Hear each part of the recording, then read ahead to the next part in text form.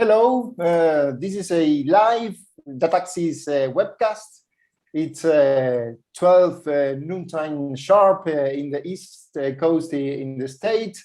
So a very good morning to most of our audience in North America and parts of Latin America.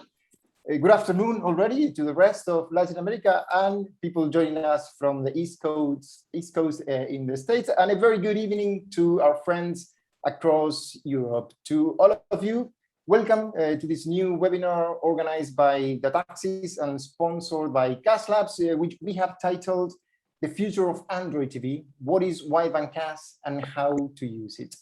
My name is Juan Pablo Conti, and I am the Content and Audience Development Manager for the Americas at Dataxis.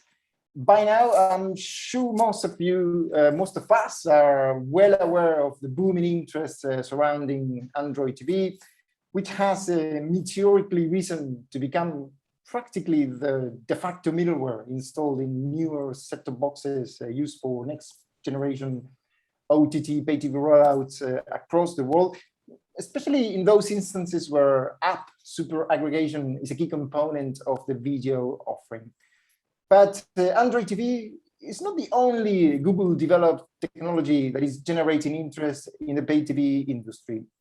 Widevine CAS, a technology that I suspect fewer of us will have heard of, is being selected by a growing group of MVPTs, telcos, and ISPs who, for reasons that will hopefully become clear today, are beating their conventional content protection systems and switching to this cloud-based conditional access technology optimized by castLabs with their DRMtoday solution.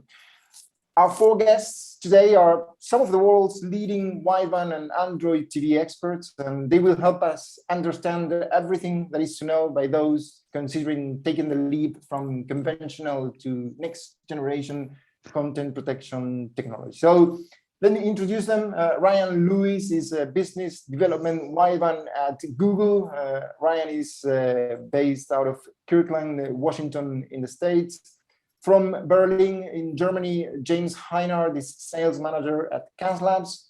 From London in the UK, Milton Mukapadiayo, I hope to have pronounced that correctly. Milton is an Android TV partner engineering team consultant with Google. And Henry is a Widevine CAS consultant based in Asia. Henry will be joining us over the phone. Ryan, let's start from the very beginning, because I was just saying, I suspect not everyone will be familiar with Widevine CAS. So let's start with the most basic of questions. What is Widevine CAS? Why is it important? And what sets it apart from conventional content protection systems? Yeah, great. Absolutely great question and a great place to start. And it's a pleasure to speak to everybody virtually. Hopefully we get back to some more travel here in 2022. Yes, Widevine CAS is a conditional access solution that was based on Widevine's already popular and studio trusted DRM solution. It is 100% making use of Widevine level 1. That means that you have your hardware root of trust, you have secure decryption, you have a secure video rendering path, and most importantly, the Widevine DRM solution is a requirement for Android TV. That does not mean that Widevine CAS is a requirement. You must specifically request Widevine CAS support from your particular chip vendor, and we are available on a variety of chips already at this point. So again, we decided to build Widevine CAS based on Widevine's popular free solution. That doesn't mean we provide all of the out-of-the-box features that a more paid CAS solution would provide. That's why it's important for us to partner with companies like castLabs. That way, they're able to build overall solution that they can offer to their partners, and also reduce the overall cost and time to market by utilizing something like Widevine CAS. Mm-hmm. And how does the technology work? What is the difference also between Widevine DRM and Widevine CAS?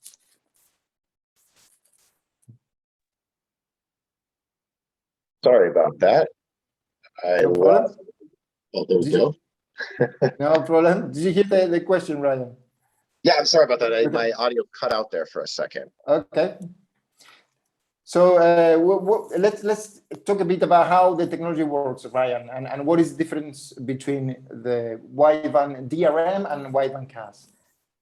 Sure, they are two functionally different components. Widevine CAS makes use of the underlying Widevine DRM architecture, but it is a specifically different piece of software. So Widevine DRM is built around OEM crypto, and OEM crypto provides the level 1 support that's integrated in the chip.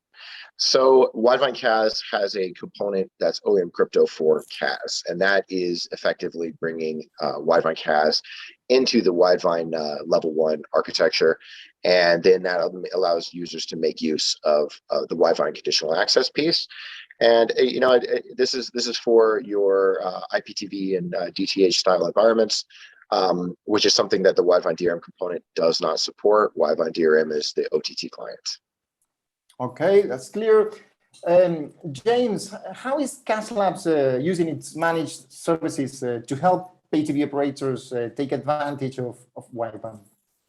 Yeah, so basically, if you guys don't know what castLabs are doing currently, so our background is actually coming in from the multi-DRM and video player background.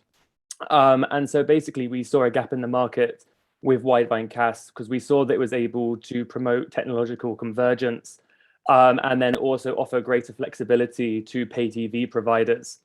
So basically, what we've then done is then modified our existing solutions to then support Widevine CAS.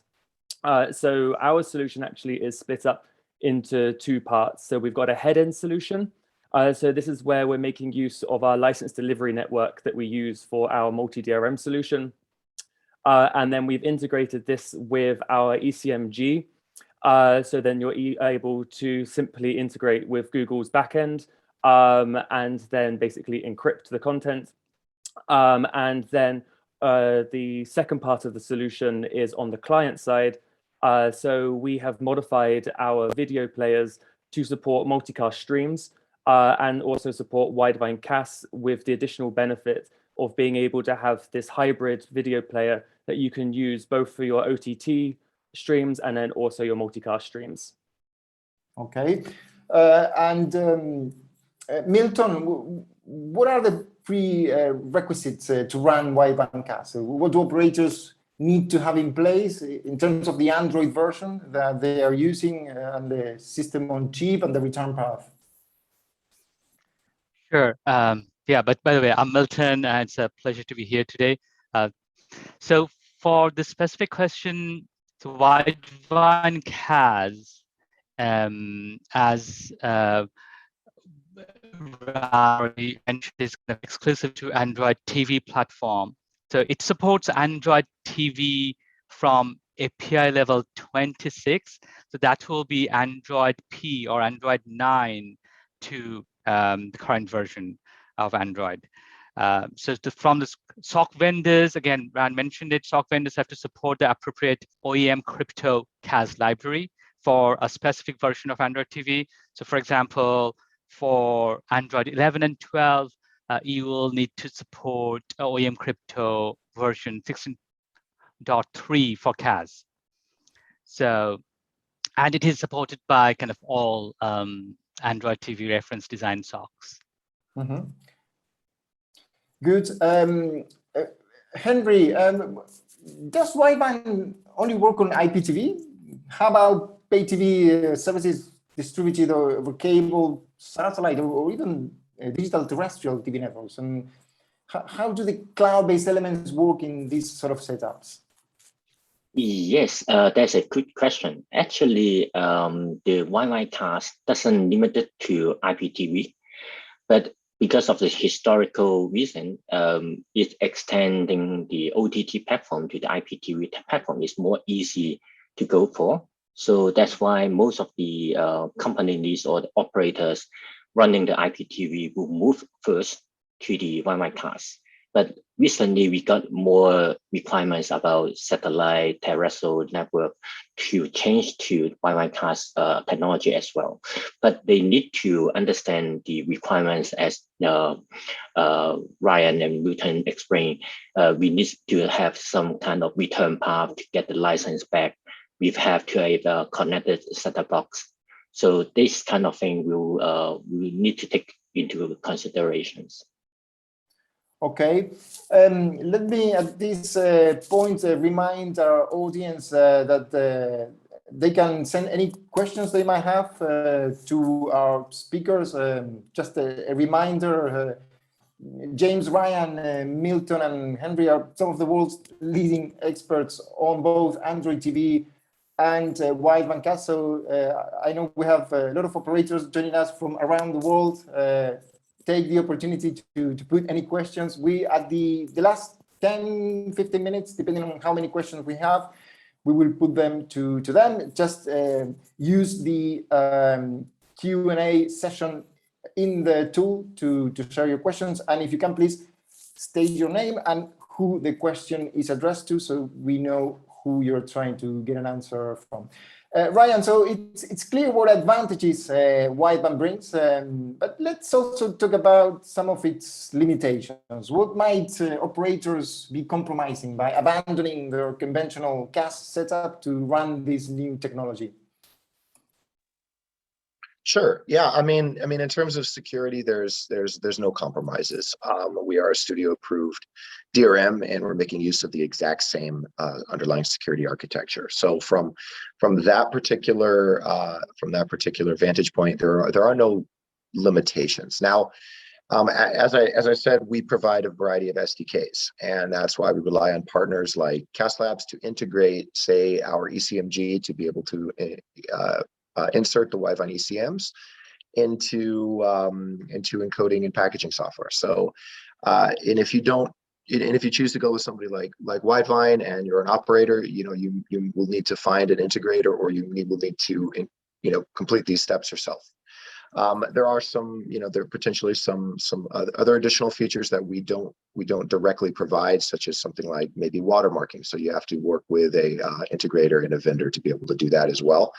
That is one of the disadvantages of particularly going with an entirely free solution. We don't choose to monetize around this, so we don't choose to maybe include some of the premium features, and then that requires operators to go elsewhere for those particular features.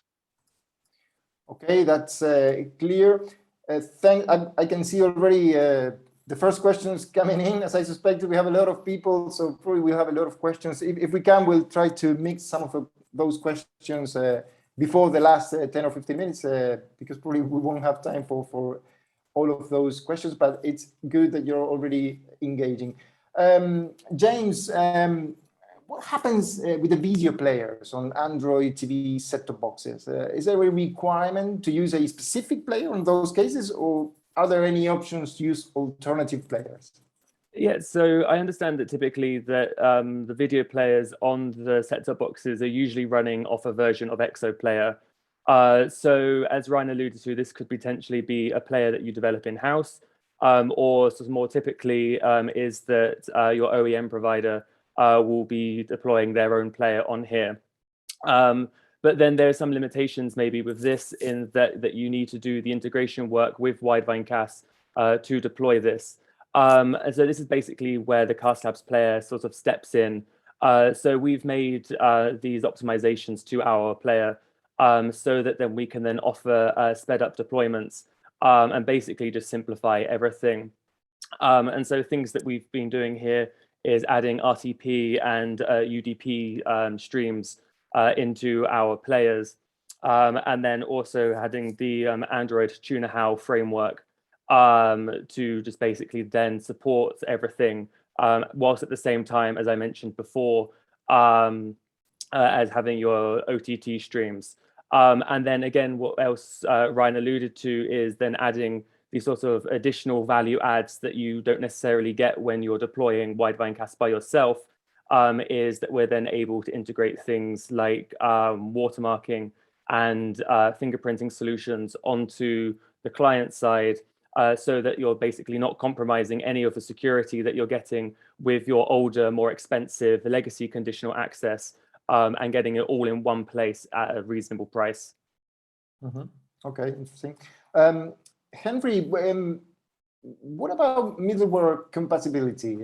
How can operators know for sure that the middleware they're already using in their set-top boxes will actually work with wideband, and all functions of the CAS will be supported? Yes, but actually, when they move to the Android solution, the Android TV platform, they don't need the middleware anymore.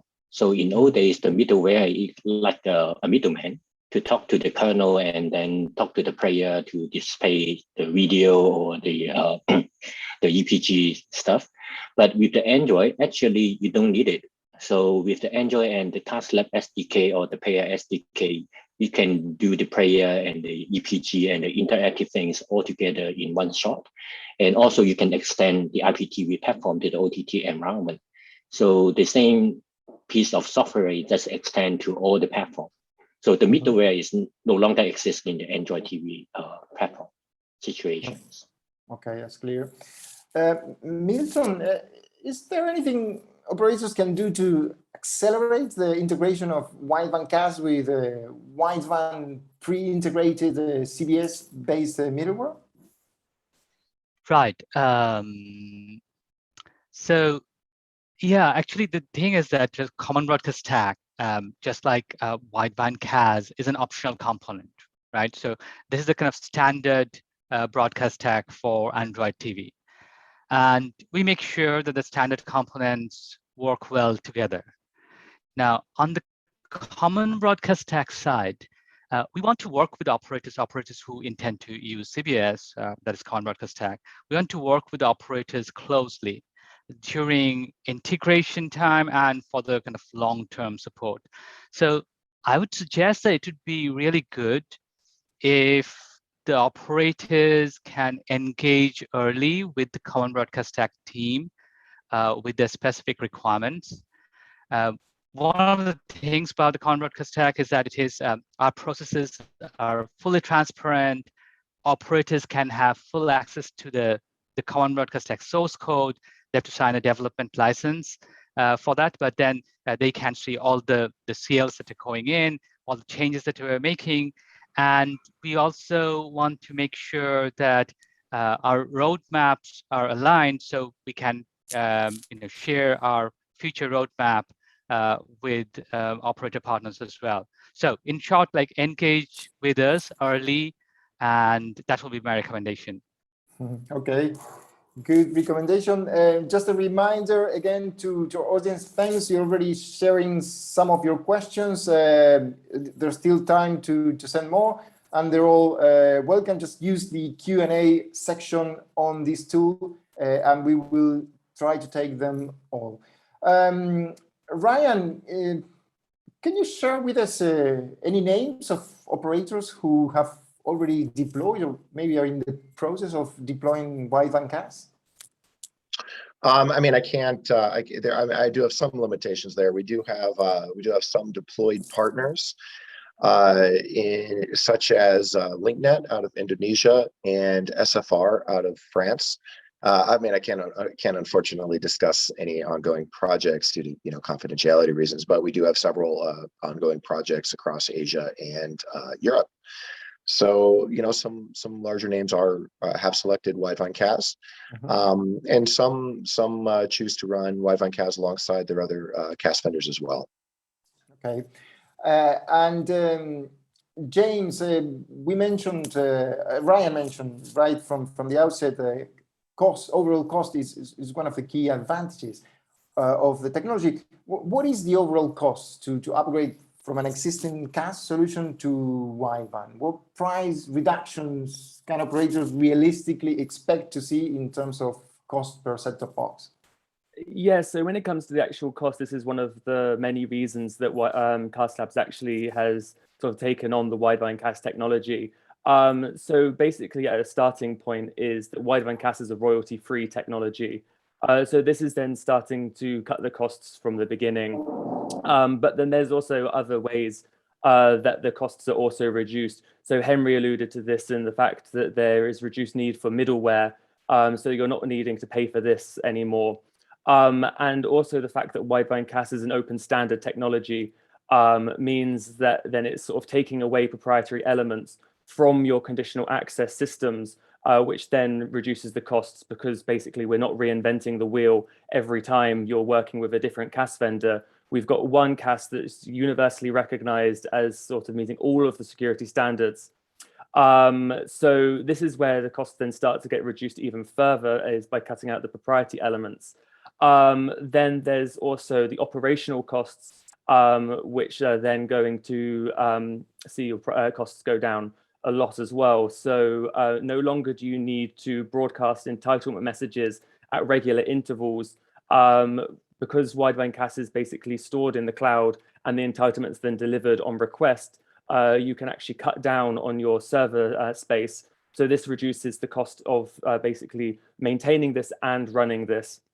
And so when you're working with the castLabs solution, the costs that you're incurring are basically at the beginning a small setup fee compared to what you traditionally used to pay for legacy conditional access. And this setup fee is just covering the integration support, where you get the help of castLabs experts who can help you get set up into your existing IPTV or DVB workflows.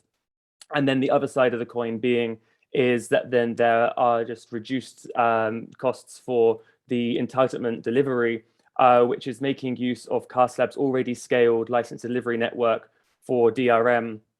And so you can then sort of deliver everything at a low price.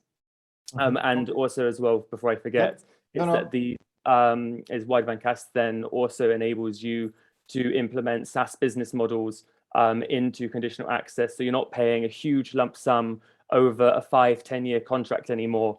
Instead, you can pay, say, quarterly, yearly fees that then can scale. So we don't expect you to pay for 1 million, 2 million, 3 million set-top boxes right at the beginning. You can grow and pay as you grow.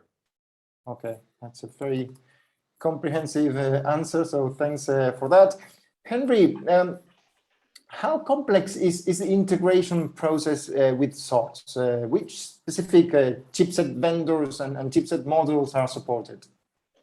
So down to the integration process with the SoC, in old days, it just take a long time and very complex. This includes a long development cycle to do all this security integration, testing, and development stuff.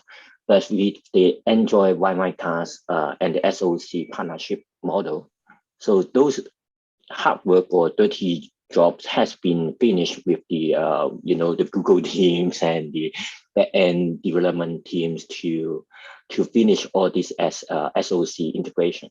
So for us as a experience or high-end user, we just spent like a 1 to 2 weeks to finish one chipset for the integration. So of course, this chipset has been selected by Google and certified by Google to do the Widevine CAS level 1 descrambling or encryption securities. So those things has been certified, and those dirty jobs or the time-consuming thing has been settled by Google. So all the operator just enjoy to use the SoC and the security almost by free. As Jim says, everything is open. So we just enjoy it and use it. So for us, like the castLab, we will integrate all these steps and building up as a SDK, and then you just use it. Just on the fly, it will fly. Okay, thanks for that. Milton, what new features does Android 12, the latest version of the Google middleware, bring?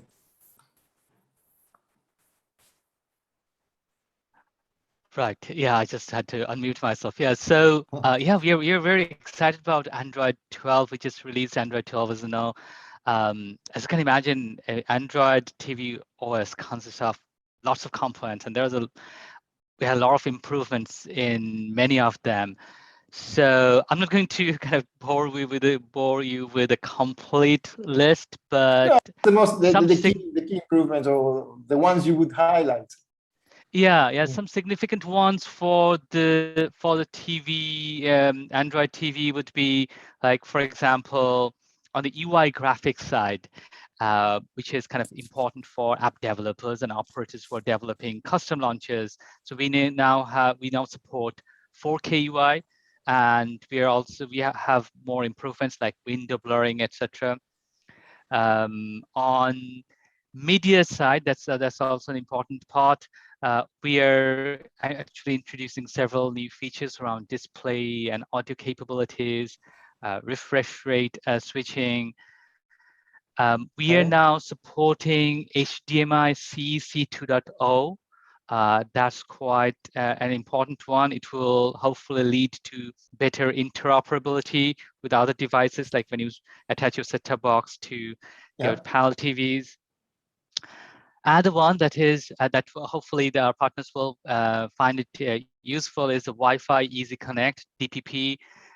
So you can connect your Wi-Fi without actually entering the passwords.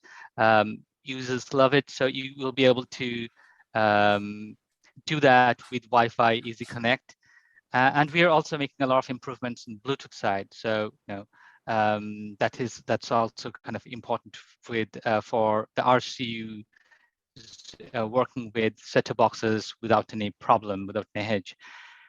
Other than that, we have several improvements in privacy and security.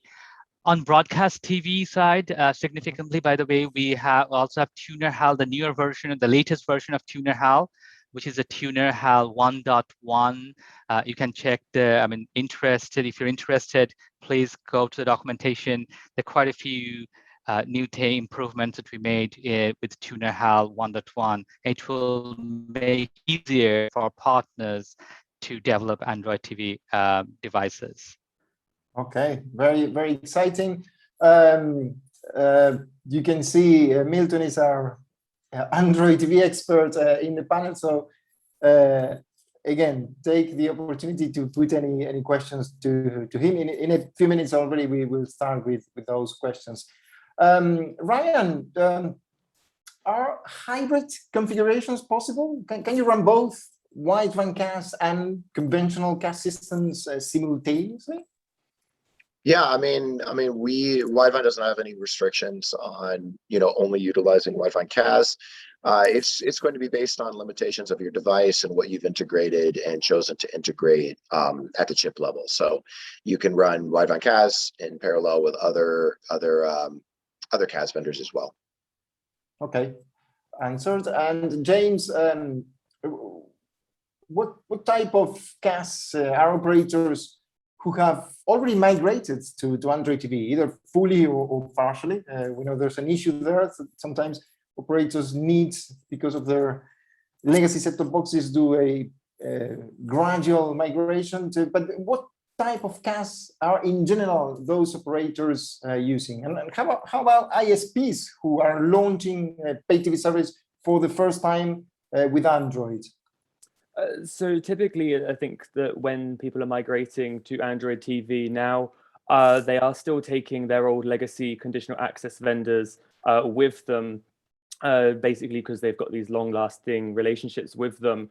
However, as I've mentioned before, this comes with additional costs for you. And especially if you're then starting a whole new IPTV service from scratch, these costs can be astronomical. And basically it's pricing out sort of smaller to medium-sized pay TV operators. And obviously this is where Widevine CAS can come in. But as Ryan said, so the castLabs solution supports DVB SimulScript, so that you're able to maintain your existing conditional access solution, say on more legacy devices, whilst at the same time for your new devices, make the shift towards Widevine CAS and then basically start reducing costs going forward. Mm-hmm. So I'll put the final question, and then again we have a lot of questions from the audience, so I'd like them to be your interviewers for the rest of the session. But I'll end with a question from me to Milton. it would be interesting, Milton, to hear how many operators around the world are already using Android TV, and how many are you expecting to add in the next 12 months or so? Can you share with us that sort of figure? Well, so, more than 170 pay TV operators are live with Android TV now.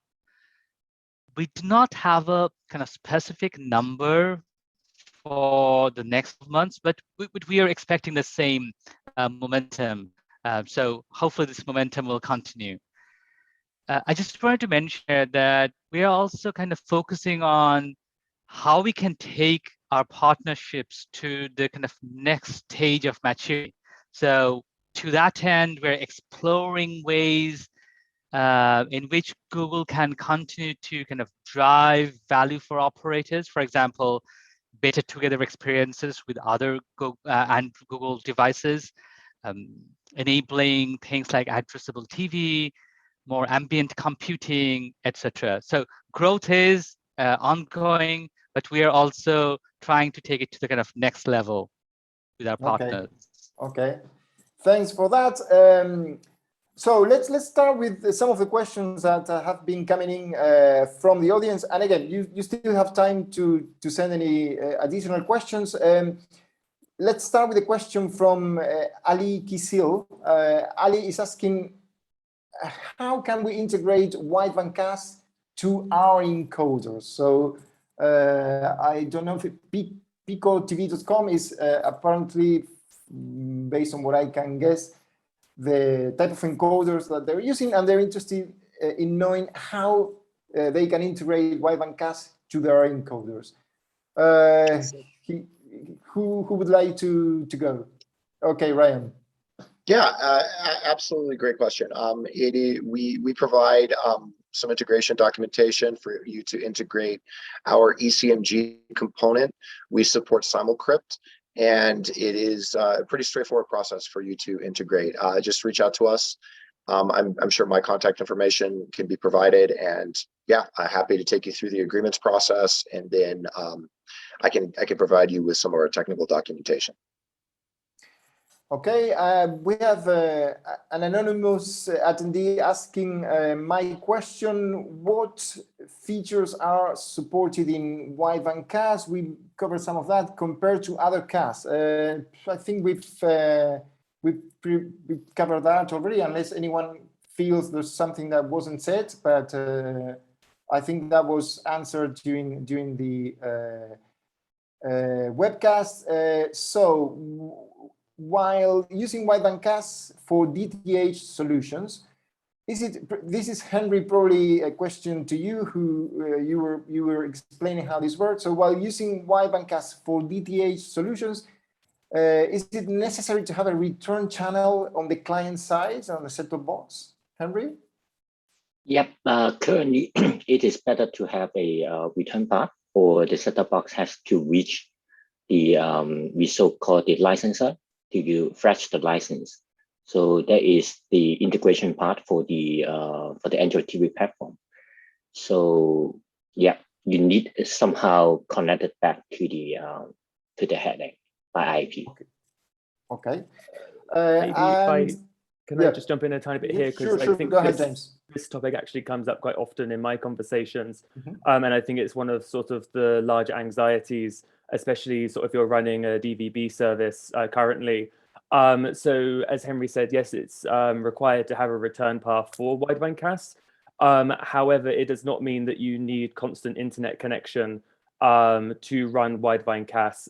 This might also answer another question coming up, but there's support for persistent licenses on using Widevine CAS. So what this means is that you can then basically cache all of the licenses you need for a potentially 30-day period, and then store these on the device in a TE environment. So securely keep the entitlement keys in the device so that you're not needing to constantly connect to the internet. In addition to this, these entitlements are not sort of large amounts of data like you would be, say, streaming a video or something, so it doesn't put too much strain on infrastructure either. And additionally, there's some also other optimizations that you can make around, say, group licenses for channels, which then sort of takes away even more strain from needing internet connection. Okay, thanks for that. Yes, you're right. There was a question in terms of whether it was necessary or not to have connectivity. So you've already answered that as well. Please, to our audience, remember to use our Q&A section to send your questions, not the chat section. Those who already sent a question through the chat section, don't worry, we'll take it from there, but please use Q&A to share your questions. Eric Schroeder is asking, what is the reason for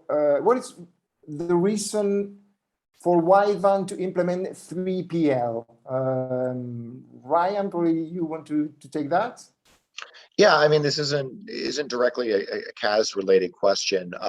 It's more overall in terms of how we implement and structure our device certification process. So the main reason for Widevine to implement a 3PL program with several companies is simply due to scale. We're a smaller team, and we're not able to get to every single device in a timely manner.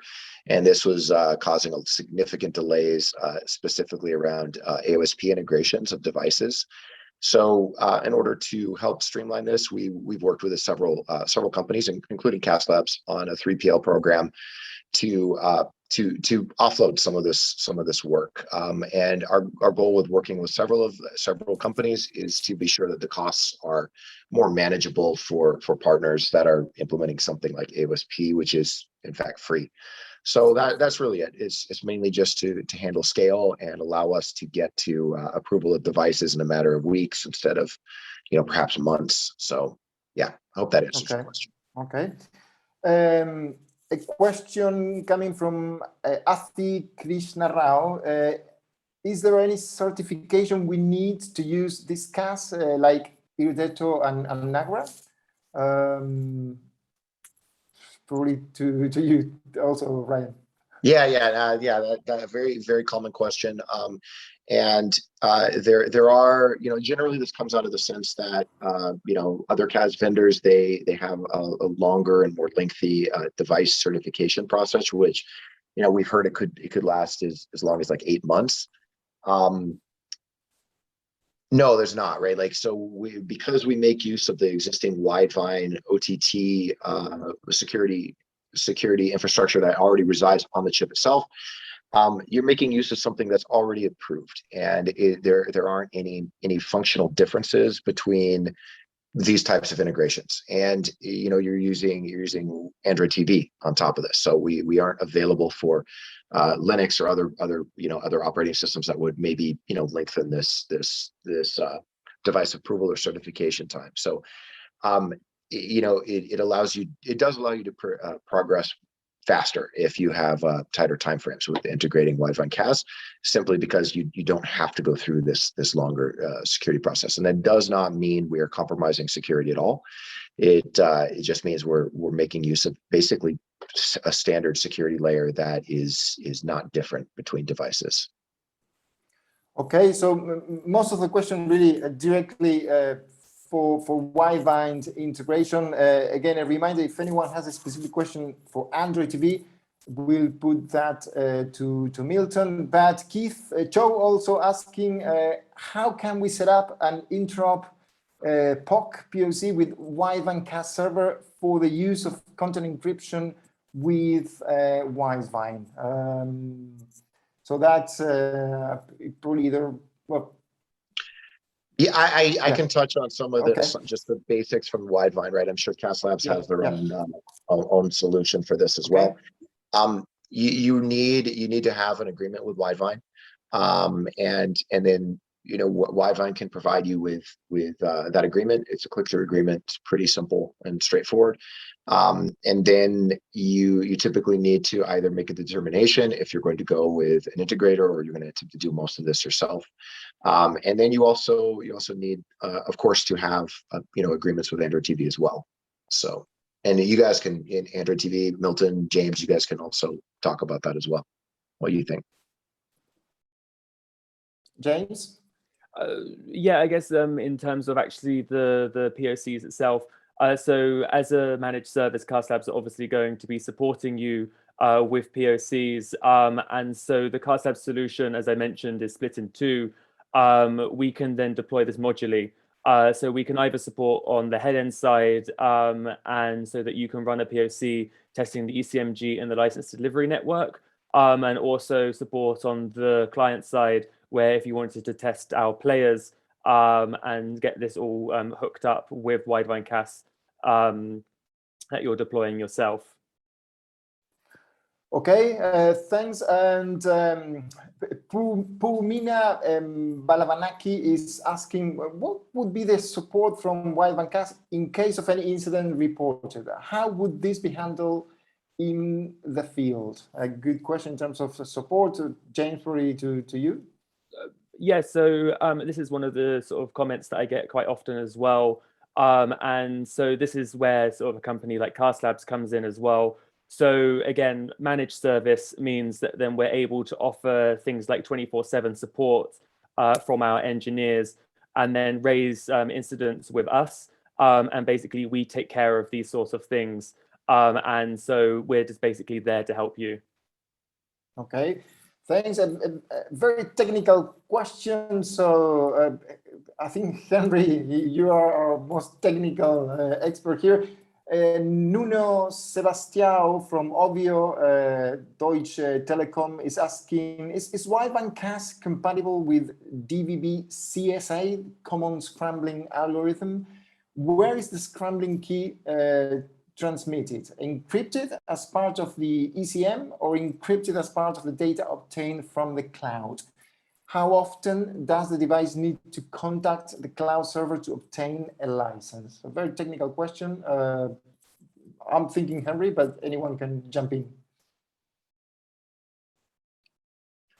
Yep, sure. Technically, it is transferred from our licensor. So that is the DRMtoday for our platform. So the key actually is encrypted in the ECMG. So when the communication between the MUX and the ECMG, they will exchange the key, and the scrambled key, or we call it the control word, will embed it in the ECM. So the process is exactly the same as the legacy or the traditional CAS. There's nothing special. We follow the standard way to encrypt or to generate the ECM. We will transfer through the ECM stream to the set-top box or to the end user. And then the fractional key, the key path will be follow the technology from the Widevine DRM. So the licensing, the DRM acquisition or the provisioning of the license will be exactly the same as the DRM CAS of the Widevine CAS, Widevine DRM. Okay, thanks for that. I see you've taken notice of my recommendation to take advantage of our experts here, because more and more questions are coming in. But that's why we started earlier. We will still have probably a bit over 15 minutes, so we'll keep going. Eric Schroeder, and this is a question for Milton, is asking what's the benefit of Android versus RDK, an old industry debate. So people wanting to hear from Android TV, what's the differentiator there, Milton? Right. So I cannot really talk about RDK, but I can tell you why we would love you to use Android TV. So, Android TV, with Android TV OS, we have a proven platform which is being used by more than 1 billion devices. On the TV side, as I mentioned before, we are enabling more than 700 operators right? And the other important part is that we have a proven app ecosystem. It is easy for developers to develop apps on Android, so you can take advantage of that. And normally whenever a content provider is creating a new app, you will get an app for Android TV directly. So we saw that when kind of Disney Plus happened, and directly our partners got Disney Plus on their platforms. And then once you are on Android TV, we want to keep collaborating with you with innovation from Google. So that includes, the Google Assistant, or the other newer features that we are thinking of, including ambient computing, how we can make our multiple devices work together, and all of that. So a lot of these reasons can kind of make the Android TV a compelling choice for you. Okay, we have a question coming from Mike Kim. Mike is asking, are there any plans to support one-way distribution channel, no Ethernet? Ryan? Yeah, I mean, we've talked about this at length, and a lot of this is based on maybe the particular operator that's choosing to use Widevine CAS. We have tentative roadmap plans to be able to support exclusively one way. It has not been prioritized yet, and it is simply there has not been that much compelling requests for it, and you're making use of Android TV, which is something that to take full advantage of, you need two-way communication. So and thus far, the partners that have deployed with even some limited and legacy one-way, the boxes still have the ability to do two-way communication. And I know James touched on this as well, that you don't need a dedicated return path. You just need the return path to be available at certain points. Okay, clear. Mike is also putting an interesting question. He says, cost, as was said during this event, cost is the most important thing, but also many operators are wondering how long it takes to implement Widevine CAS. So how long, he asks, does it take generally for two use cases? One, an operator who doesn't have any legacy set-top boxes, so it's they are deploying from scratch. And two, another operator who has a legacy CAS solution before or already existent, and they want to keep their existing equipment. So good question in terms of how long it takes. James, do you want to? Yeah, I'll jump in here.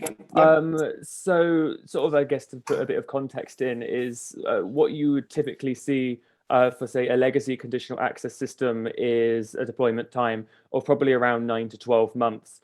Whereas what we say, at least with the castLabs solution, is 3 to 6 months for deployment time. But like most things in life, there's always a it depends part to this. However, things can actually be sped up. For example, if you are using a SoC that we're already pre-integrated with, which now the case is that castLabs, I think, has access to the majority of the most used reference boards from the main SoC vendors. So then this starts to speed up things as well. And in addition to this as well, if you're using the castLabs players rather than, say, developing something yourself, this can then also reduce your time. Obviously, I don't want to commit to sort of exact numbers here, but it could be faster than the 3 to 6 months that I previously mentioned. Okay.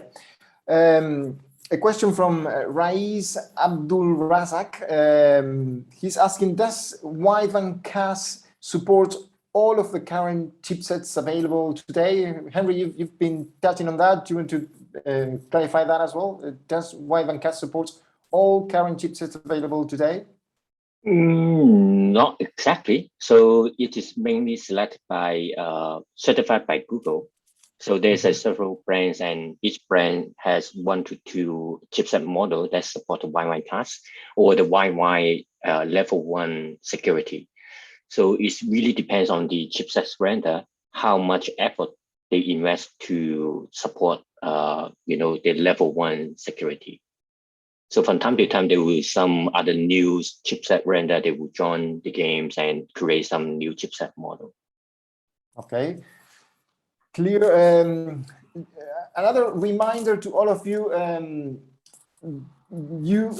lot has been covered, and you will tomorrow you will receive a link. If you want to review parts or the whole session, you will be able to do that on a VOD fashion. So again, for your peace of mind, tomorrow you're getting that link. Right, I think we probably have time for 1 or 2 final questions. Kasavin Manikam is asking, what is the main difference between Widevine DRM and Widevine CAS? Well, that was already covered by Ryan at the beginning. He's also saying what features are in Widevine CAS. That again, Kasavin was covered by Ryan at the beginning. So Ryan, perhaps very quickly, just a recap on that. Yeah, I mean, Widevine OTT or Widevine DRM is designed as an OTT solution, and so it doesn't have support. It doesn't have direct support for the conditional access requirements. And Widevine conditional access is designed for your closed network, your IPTVs, your DVB, DTH environments. So that's the main difference. Okay, and from Nuno Sebastião, Widevine CAS is only available on devices that have Widevine L1 DRM and assess its approval process. Is Widevine CAS available to other operating systems non-Android? No, not at this time. And we, honestly, we don't plan on adding support. This is an Android TV specific feature. Okay, and we have a final question from Pumina Balanaki. She's asking, and James, this is probably for you. As of today, operators rely on CAS vendors for overall device security. Does castLabs provide the features such as secure boot, and also who would own the overall device security in case of deployment of Widevine CAS? So maybe Henry, correct me if I'm wrong with this, but so the secure boot and the hardware security is something that was typically offered by the legacy conditional access vendors. But as I mentioned, in the TEE environments that Android TV offers, you can secure everything in there, and there doesn't need to be any sort of hardware security. But maybe Henry, correct me if I'm wrong here. Yeah, actually, the Android TV, the platform itself is already certified by all these security issues. So the security boot or the security boot image and the partition is already certified by Google and Android. So the security concern is no longer exists. So we have, the Google team and the Android team to safeguard all these security checks. Okay. And well, final question now. As mentioned, the return path will be required at some point to get upfront keys, but can it be pushed like EMM? Does Ryan, probably, or Henry, can it be pushed like EMM? Yeah, I mean, we might have to have a deeper conversation on that, but we don't really care as long as there is a return path on the device. Okay. Well, thank you very, very much to our speakers. Very insightful comments. A big thanks to our sponsor, castLabs, and of course, thank you to our audience for tuning in and participating with your questions, wherever you have joined us from today. A reminder, tomorrow you will be receiving a link, so don't worry if there was something said that you feel you want to review, you will be able to do that tomorrow. Thank you to our panelists, thank you to our audience, and